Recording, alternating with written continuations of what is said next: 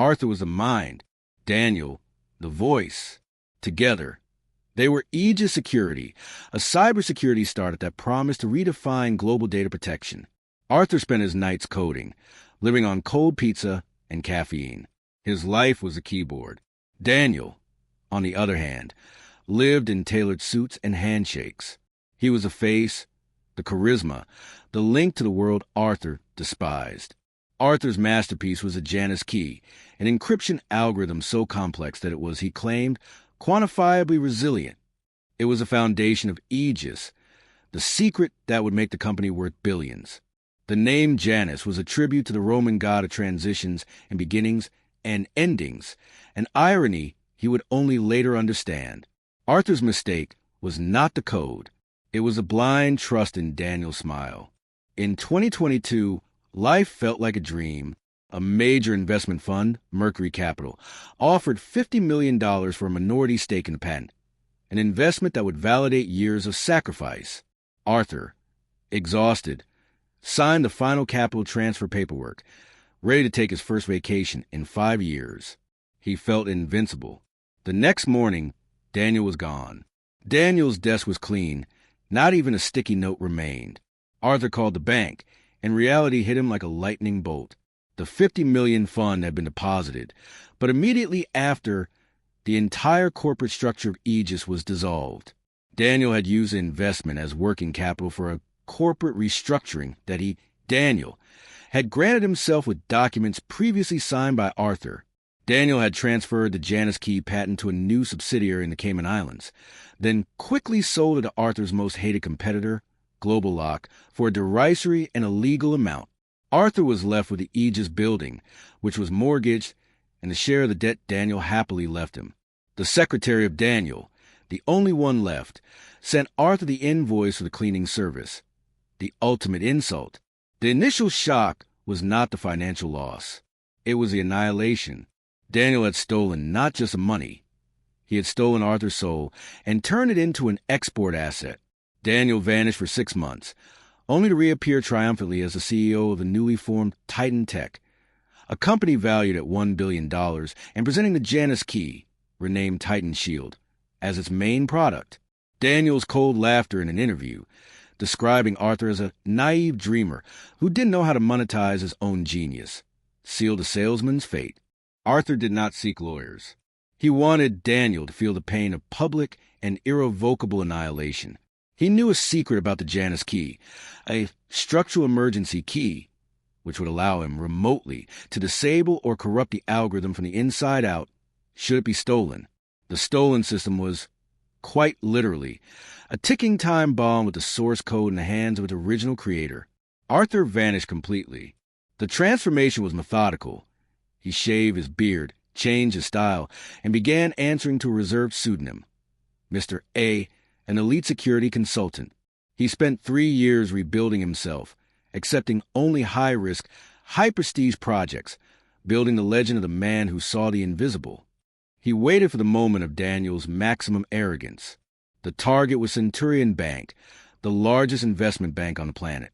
Daniel's Titan Tech was about to launch the Titan Shield at Centurion, guaranteeing the encryption of all its assets.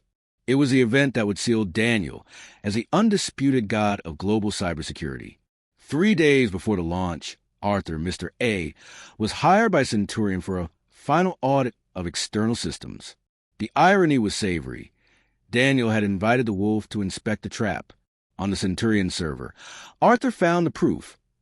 Titan Tech was installing the stolen and uncorrected version of the Janus key. Arthur's plan was simple and elegant. He would not break the code, nor steal data. He would make the algorithm fail at its most fundamental and subtle level, truth. Instead of disabling the system, which would cause an immediate alarm, Arthur used the structural key to issue a single and subtle corruption command. The system should begin to misencrypt non-critical data. Arthur's silent command caused the Janus key to randomly and extremely rarely, 1 in 10,000 transactions, invert a single bit of information in the vital auditing metadata, the timestamp or server source location. It was an imperceptible flaw in immediate tests. The basic encryption worked perfectly. Daniel's system seemed impenetrable. The Titan Tech launch at Centurion Bank was a resounding success. Daniel gave interviews talking about vision and integrity. The financial world applauded his genius, and Titan Tech soared to a value of $1.2 billion. But Arthur waited patiently in the shadows. The corruption began to manifest 3 weeks later. Centurion auditors, alarmed, noticed minuscule discrepancies. Transactions made in Chile appearing registered in Frankfurt with 3-second delays. These were errors that defied logic, structural flaws that indicated the very system sworn to protect the truth was lying. Chaos set in. There was no external attack. It was an internal, fundamental error. Titan Tech and Daniel were summoned for an emergency meeting with the Centurion board. Daniel, in his Italian suit, tried to blame Centurion for improper implementation, his arrogance intact. It was then that Arthur, Mr. A, entered the room as an independent consultant. With the calm of a surgeon operating on a malignant tumor, Arthur ignored Daniel and demonstrated that the problem was not a software bug, but an irrecoverable architectural flaw in the original Janus key source code. The algorithm, Arthur explained, is programmed to lie about the time and location of the transaction 0.01% of time. The encryption is intact, but the truth of the data is not. It is not an external attack. It is a structural flaw inherent in the design. It is fundamentally and irrecoverably untrustworthy. Centurion canceled the contract on the spot. The headline spread like wildfire. Titan Tech technology is structurally flawed, billions at risk. Daniel's credibility evaporated in hours. Titan Tech, worth $1.2 billion, became e-waste in 48 hours, not for being hacked, but for being a liar. Daniel, professionally ruined and investigated for patent fraud, which Arthur had quietly facilitated with the company's downfall, lost a yacht, the Miami mansion, and most importantly, his reputation.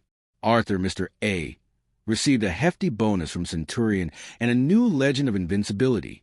That night, Arthur was in his new apartment. He did not smile. He only felt the cold peace of justice. He did not seek the money Daniel had stolen from him. He stole something much greater, the reputation and future of the man who had stolen his life. Daniel's fatal mistake was stealing the invention without knowing that the true master key, the silent bug, was still in the hands of its original creator. Vengeance, after all, was a perfect equation of code and patience. He created the most secure code in the world. His partner stole everything, selling the invention for $187 million and leaving him bankrupt. But Daniel didn't know that Arthur's masterpiece had a fatal flaw, a time bomb that only the creator could trigger. This is not a story about a fight for money. It is a cold, methodical revenge executed with a single line of code. Welcome to Quick Revenge Stories. Hit play and discover the silent bug. Arthur's plan was perfect because he used the theft as a weapon. He allowed Daniel to succeed only to pull him down from the maximum height. The revenge was an attack. It was a cold correction. What about you?